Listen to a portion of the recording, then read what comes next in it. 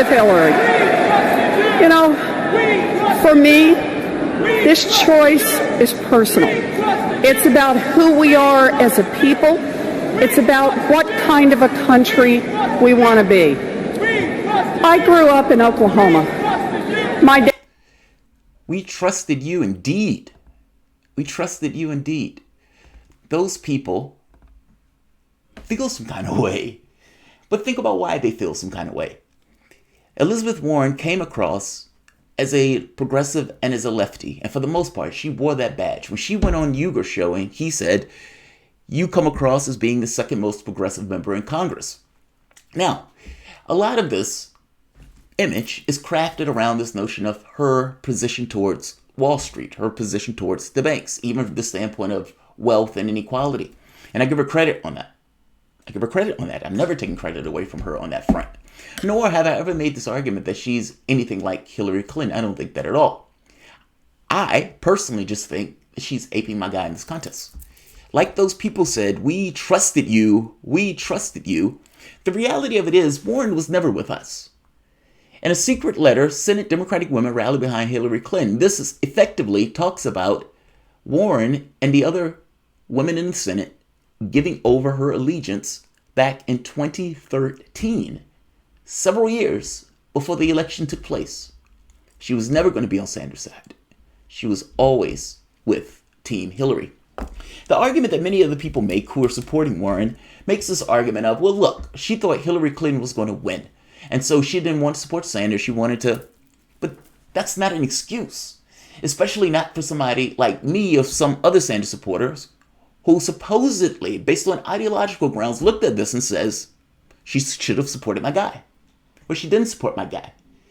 But now, fast forward, 2020, my guy is in the race again. My guy is in a front runner, and she jumps into the race, saying she wants big structural change.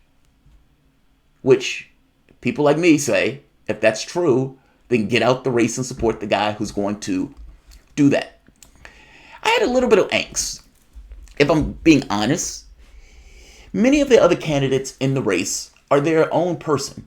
They're fully formed.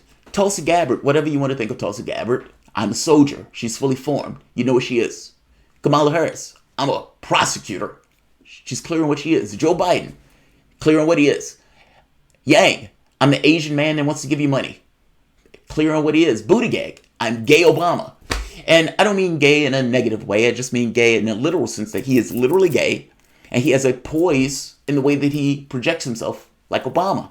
He can't get the black vote in the least. By the same token, from the standpoint of the way he talks and speaks, and even the rhetoric and the people, the wealth that he surrounds himself with, he puts you in the mind of Obama. He's just a Trudeau or Macron or any of these other neoliberals who's full of it. But Warren didn't stake out a lane in that way. Warren staked out a lane as, I'm Sanders light. I'm Sanders light. Which means that when everybody else had ran in their own way, with their own distinct personality, win or lose, she chose to run in a way that wasn't that way. She chose to run in a way pretending to be the guy that she didn't support in 2016. What does accountability mean if there's no consequences for it? And if you come hand in hand after not supporting my particular person, you're not going to get any change from me. My angst, perhaps, however, might have been overstated. I mean, because it seems at this point, she's hit a gasket. She was surging in September. And if you're looking mainstream media, particularly places like MSNBC, who slanders and slurs Sanders at every opportunity, but boost her, or potentially Buttigieg, but definitely her, you may not realize that Warren has not just peaked, but plummeted. And in the latest polling that I'm going to go in, she has plummeted across pretty much every surveyed category in the morning call-up poll, which has a variation of like 1%. They contact like 5,000 people. I want to go through those polls. Just a few of the polls. Sanders continues to surge. He has continued to climb. Biden has continued to stay even. Warren has plummeted. That time, about a month ago, where she was flying high, close to Biden, is no more. And at this point, Buttigieg is eating into her numbers. Morning calls out make the argument that a lot of this has to do with her botched rollout of healthcare, where many lefties felt outright betrayed and other people thought she was just being dishonest. She was. And they were. Welcome to the Soapbox.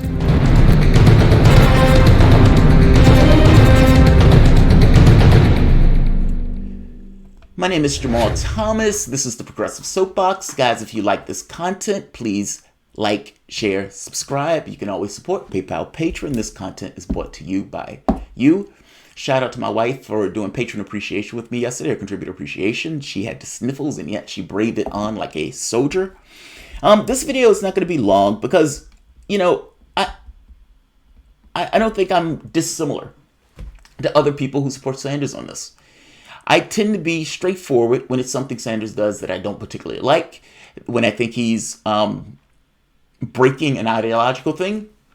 And so this is not me, maybe it is me harping, but it's me harping for a very specific reason. If she ran her own campaign, I would have no issue if it was a fully formed person. But I strongly put to you that if you look at the evidence of the way she ran this campaign, it has been to ape Sanders. There's nothing wrong with that. Despite me being annoyed by that, there's nothing wrong with that. From her specific perspective, her job is to win. Now, if her job is to win, she has to look for a lane that she can run. Where am I going to do? Who am I going to try to get? What is going to be the base of support that I bring to me that is going to allow me to get the most primary votes? All that stuff. There's nothing wrong. It's from the standpoint of you are in her camp and she's running and you're looking at this as, fine, she's doing what she has to do to win. But I'm not in her camp. And it is perfectly just and right for me to make the point that she's aping my guy, and I don't believe she believes it in the least. The catch is, she supported Medicare for all for 3 months. She says she was backing it. I kept saying she's not for Medicare for all. She is going to come out with something, and her supporters are going to turn around and say, that's Medicare for all. Now, my thought was, she was going to just say Medicare for all because she wanted to attach her something to something she knew was popular.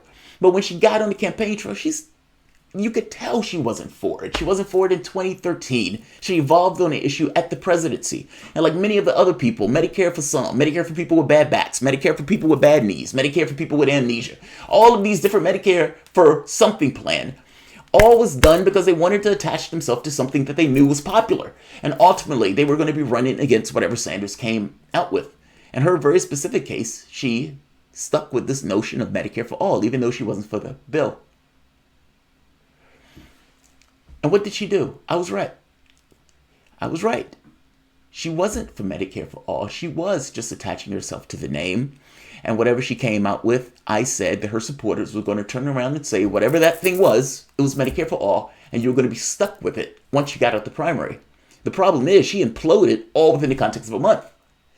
Just like the Native American thing, she gets chastised, and her political instincts is, all right, you guys need to come up with a plan. Now, the Washington Post, one of the people in her campaign said they had no expectation that they would ever have to put out a plan, that they thought they can attach themselves to Bernie Sanders and just kind of ride it. And so when she had to put out that plan, and people on the debate stage kept saying, you got to be honest, you got to be honest, you got to be honest, the implicit accusation is that she was not being honest in the way she was talking about her healthcare plan. Also, the moment that she says, I'm not going to increase taxes on the middle class, and they immediately turn to Sanders and say, well, Sanders wrote it and he's increasing taxes, why aren't you? If he's trusted, it makes you look dishonest, especially if it's something that everybody and their mama knows will have to happen. Meaning, if you're telling people that you're going to get rid of all of their bills from the standpoint of healthcare and they're going to play it in a tax, then they know that healthcare costs has a cost, and they know more than likely that they're going to have to pay something, even if you get rid of their bills. Meaning, it's almost an expectation of the public to have a tax increase in order to pay for healthcare, even if you tell them that the tax increase is modest in comparison to the wages that they're getting back for now having to pay healthcare. They still expect it. So if you're making an argument that middle class is not going to have to pay taxes, and then you put out a plan that people are saying this is a unicorn, and then you put out your actual plan and it's not Medicare for all, it's a public option with this notion of a Medicare for all in 3 years when nobody in their right mind politically believes you're going to be able to get 2 bites at the apple for a big contentious issue like this. Think back to the Affordable Care Act. Was Obama ever going to get 2 bites at the apple for the Affordable Care Act? And you realize after 3 years, after new Congress, the president is probably usually weaker in that new Congress, meaning it's a plan with the intention to fail. Now, the reason why I'm lavishing time on this is because Morning Consult makes the argument that when she put that plan out, it hit the skids. Their argument, at least the way they're thinking, is that the Medicare for All plan that she put out that wasn't Medicare for All at all, some people felt betrayed, other people realized that thought she wasn't being honest, and as such, she peaked. And as she peaked, went up. Now, I don't necessarily know if it's entirely attributed to that, but something happened where she hit the skids. Now, the media started to give Pete Buttigieg a bit more attention in this, so fair enough. And Pete Buttigieg and Warren seems to be feeding off the same trough, so fair enough. But when you look at the poll, she has slid across many of the demographics. This is Morning Consult early primary states. Biden, 26. Sanders, 23. Warren, 18. Firmly in third. And by the way, I don't believe people get Buttigieg as a thing yet. Until he gets 2% of the black vote, I don't believe he's a thing. This is Boston, Suffolk. This came out yesterday. Sanders, 16%. Warren, 14%. Buttigieg, 13%. Biden, 12%. This is for New Hampshire. If you remember, Sanders took New Hampshire in the last election. So there's precedence. This is Morning Consult. Again, 5,000 people and like a 1% variation. Joe Biden, 30%. Sanders, 21%. Warren, 15%. 15%. Now, the interesting part to this is when you get into the trends. This is their title, not my title. Warren's September surge has evaporated. First choice support for Massachusetts senator reaches lowest point since August. She's plummeted. Peak Warren. Right here. The findings mark a 6-point drop from the 21% first choice vote share that she held in September through October. Right here. It erased the slight lead she held over Bernie Sanders, a candidate whose policies appeal to the type of voter her own policy plans appear to target. Now, rational human being can look at that and say, yeah, that's true. She put out plan after plan after plan, essentially aping Sanders' plans that he's had for the last 20, 30 years that she is not. She's evolved. The plans that she has been putting out is trying to compete with a guy who calls himself a socialist. The decline in her polling numbers has been driven by statistically significant drops across every demographic, nearly every demographic. And most notably, so right here, I can show it right here. Democratic primary voters went from 21% in October to 15% in November. White postgraduate degree voters, it went from 31% to 21%. Income plus 100,000 went from 24% to 15%. Liberals, it went from 24% to 16%. Age 65 and older went from 25% to 16%. Extremely politically interested went from 28% to 19%. The top issue being healthcare went from 23% to 16%. She fell across nearly all margins being surveyed. Now they bring up Pete Buttigieg asking her and talking about the election stuff and bringing up healthcare. But don't take the word of people who are in progressive media on the TYT circuit and back her because they've had associations with her. Look at this for yourself for the moment. Is it more true that a person who's in a political contest, who wants to win that political contest, who's taken a lane that has associated themselves with a guy who calls himself a socialist, believing that she can be a in-betweener? I can get the Hillary types, but I can also get the Bernie types of some people who believe that I'm similar, if not a one-to-one to Bernie. And takes a political a political disposition where she goes out and says, him and I are 1-to-1. I'm a woman and I'm younger. Vote me in. And put out policy after policy after policy to sound just like that person. And then healthcare becomes a focal point. She says she's for Medicare for all. Everybody on that debate stage ties it to her. And then she comes out with a plan that's effectively Pete's plan. That's a public option. Saying that I will reach Medicare for all, or I fight really hard for it in 3 years. And people looking at that saying, she's not serious. The stock markets shoot up, healthcare stocks, because those people also realize she's not serious. And you have some people who are supporters of her, apologists for her, that come out and try to make some pitch of why her public option is somehow associated with Medicare for all. Not everybody bought it. Thankfully. I'll end this here. I'll put these at the bottom so you can see it for yourself. Like, share, subscribe. This makes me happy, to say the least. Sanders was right. I mean, don't get me wrong, don't chest up or anything like that. Anything can happen within the course of the last of a few months. But the reality of it is, Sanders supporters, even in this poll, 60% of his supporters were like, we're not going anywhere.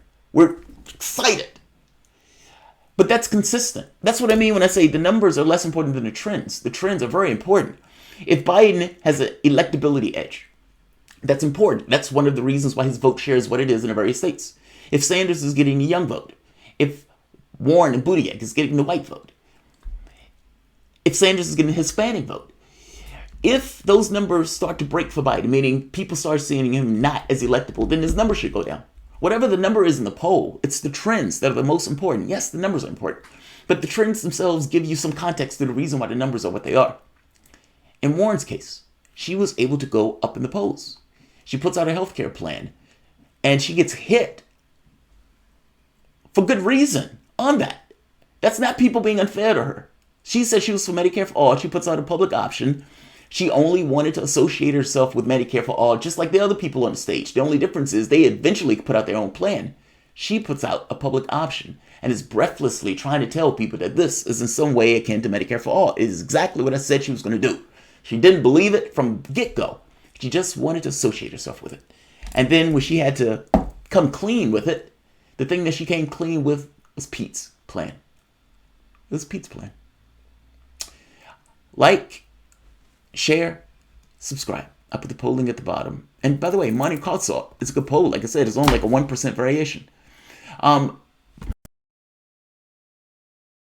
Bloomberg, 2%. 2%. He's trying to buy the election. Good luck. All that money. And instead of using it for good ends, he's using it to try to buy an election. I'll leave it here. I don't want this one to go long. Like, share, subscribe.